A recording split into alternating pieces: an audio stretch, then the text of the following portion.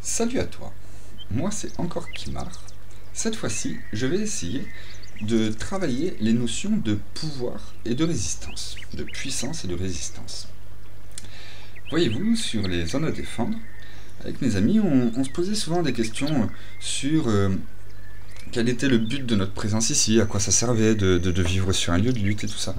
Et en fait, très vite, j'en suis venu à me demander qu'est-ce qu'il y a derrière les mots puissance et résistance. C'est ces deux notions qui sont opposées, mais que l'on ne met jamais ensemble en fait pour les comparer. On étudie toujours d'un côté, de l'autre, jamais, voilà. Je vais donc commencer par essayer de définir le pouvoir.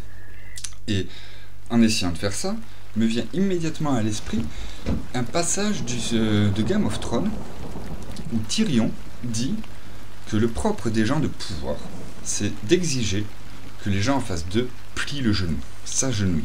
En fait, c'est ça l'essence du pouvoir. Le contrôle d'autrui, le fait de plier le monde extérieur à sa volonté pour que ma volonté puisse n'avoir aucune limite. Le pouvoir, quoi. La résistance, quant à elle, se définit par le contrôle de soi-même. Je ne plierai pas le genou. La résistance se focalise sur elle-même pour pouvoir grandir et s'améliorer elle-même. Et voyez-vous, il y a un passage dans Bilbo le Hobbit, la désolation de Smaug, qui représente magnifiquement ça. C'est du symbolisme à l'état pur. C'est le moment où Gandalf combat Sauron. Gandalf est au milieu de sa bulle de lumière. Il est bien visible, il a un corps, il est bien déterminé. Même si en réalité dans la résistance française on était obligé de se cacher parce que le pouvoir était trop puissant. Donc c'était la dernière façon, c'était la seule façon. En réalité la résistance, elle peut se montrer. Ses idées sont valables. Et du coup, on voit bien la sphère qui grossit autour de Gandalf. Elle est équidistante de lui. Ça se développe, mais de façon homogène tout autour de lui. Tandis que Sauron, lui, est représenté par un nuage noir, informe, on ne sait pas, et qui n'a pour but que d'aller attaquer la sphère blanche. C'est vraiment ça, je trouve que c'est une symbolique parfaite de qu'est-ce que la puissance, qu'est-ce que la résistance. Ces symboles-là, d'ailleurs, se retrouvent dans différentes œuvres d'heroic fantasy, tels que Le Dragon et le George, qui est un vieux livre d'heroic fantasy, où sur une scène finale, le magicien doit protéger tout son groupe contre une nuée de harpies. Ça en serait une très très bonne représentation aussi, voire même dans la BD L'Enfaste des Étoiles, le tome 2, à un moment donné où ils combattent contre à nouveau une nuée de sortes de choses qui ressemblent à des harpies. On voit bien les deux différentes stratégies qui se posent, où Thanos cherche à détruire les harpies alors que l'Enfaste, lui, protège juste son groupe.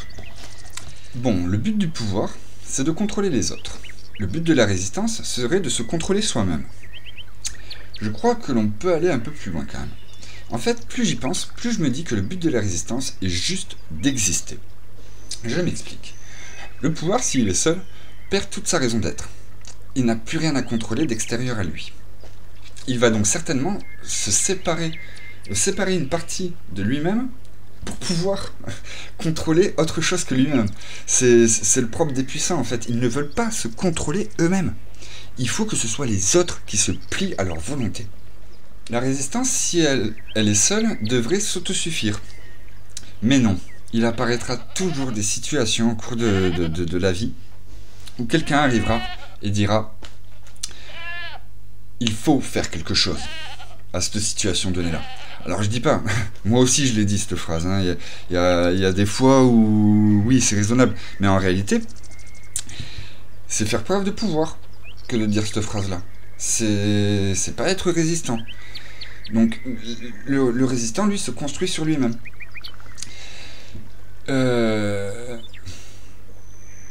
En fait c'est vraiment une histoire de yin et de yang. Mais si on comprend bien ces notions, la résistance ne devrait pas vouloir prendre le pouvoir. Prendre la place des puissants. Car sinon, elle ne serait plus la résistance. C'est bien ça le truc. Mais serait devenu le pouvoir. Donc en fait, même si je suis quelqu'un de complètement désabusé des réformes, et que je n'arrive plus à croire en leur capacité à résoudre les problèmes d'un État. Il suffit de voir la façon dont ils gèrent la réforme des retraites en ce moment, hein. C'est pas vraiment compliqué à voir, ça va rarement dans le sens qui serait le bon en fait. Je pense que l'essence même de la résistance est juste d'exister, de montrer à tout le monde qu'il y a une voie possible, autre que celle que nous proposent les puissants en fait. Et que pour changer les choses, il y a juste besoin de ça au final. On peut aller plus loin, mais c'est pas... c'est déjà dur en fait de vivre une voie non prévue par les puissants. C'est déjà suffisamment difficile en soi. Bon, j'espère que cette vidéo vous aura permis d'avoir un point de vue un petit peu plus clair sur les notions de puissance et de résistance. Et en espérant que vous me mettiez un petit pouce bleu, je vous invite à vous abonner pour suivre la prochaine fois où je mettrai en lumière un cagoulé. Ciao, bye bye.